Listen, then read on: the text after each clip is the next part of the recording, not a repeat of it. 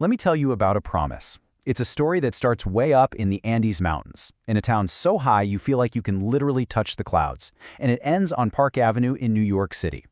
We're going to dive into the memoir Promise Fulfilled, which is all about the incredible life of Dr. Raul Caceres, a man whose entire journey was guided by a single vow he made to his mother. So to really get this story, you have to picture where he came from. This is Oruro, Bolivia, Dr. Caceres' hometown. We're talking 12,000 feet above sea level. It's a place where the sky just feels different, closer. And this quote on the slide, it just perfectly captures that humble, almost magical world that shaped who he was from day one. So how does a kid from a remote mining town start dreaming of becoming a world-class surgeon? Well, for Raul, it wasn't really a choice. His path was basically laid out for him by two incredibly powerful events in his childhood, one about loss and one about life itself.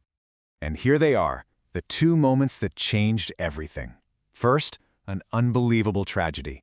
When he was just 11 months old, his father died from a ruptured appendix. A death that was completely preventable with the right medical care. Then, years later, a moment of hope. At age 8, Raul himself gets a severe infection, and a doctor saves his life. That image of a man in a white coat became his guiding light.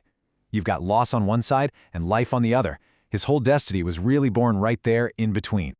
So, fast forward to when he's 18. He doesn't speak a word of English, but he goes to his mother and says, "Let me go to America." She agrees, but there's a catch, a condition that would shape the rest of his life. He had to promise her that one day, after he became a doctor, he would come back. And that single promise, it became the compass for his entire life. Making that promise, that was the easy part. The journey to actually keep it, well, that was an absolute odyssey. It was a story of pure grit that took him all the way from Oruro, Bolivia to Park Avenue, New York. Just look at this timeline for a second. It's just incredible. He gets here at 18 with nothing, serves in the U.S. Army, goes to medical school in Mexico, and then, as if that wasn't enough, he endures 9 more years of grueling residencies. He didn't just become a doctor, he became a highly specialized plastic surgeon, an expert in burn care. The amount of sheer work and dedication is just staggering. And what was the result of all that effort? He did it. He truly achieved the American dream. He built this incredibly successful practice right on Park Avenue. Think about that for a second.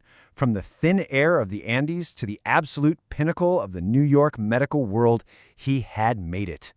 But here's the thing about Dr. Caceres. Success in New York was never the final destination.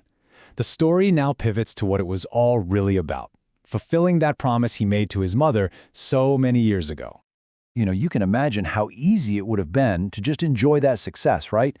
To forget about the world you left behind. But through all those decades, through all the challenges, he never, ever lost sight of why he started. He never forgot Oruro. He remembered his promise. And this is how he did it. He founded the Tiwanaku Project. It's a state-of-the-art burn and cleft lip center right there in his hometown. He built it specifically to give people the exact kind of care that his own father never got the chance to have. It's truly incredible. So, what does a legacy like that actually look like? It's way more than just a building.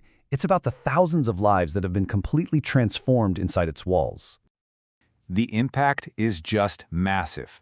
Since 2010, the Tiwanaku Project has treated over 1,000 adults and kids who had absolutely nowhere else to go. And that's not just a number on a slide. That's 1,000 stories, 1,000 families given real hope and a second chance at life.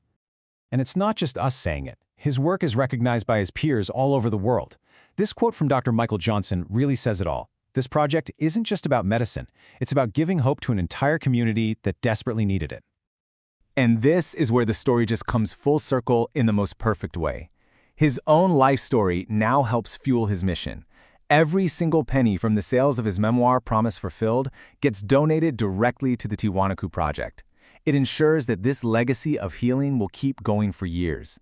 And if his story inspires you and you'd like to help, you can learn how to donate and support the Tiwanaku Project by reaching out to Steve Stern. Dr. Caceres' life is just such a powerful example of how a single promise, a single idea, can create a life of incredible purpose and service.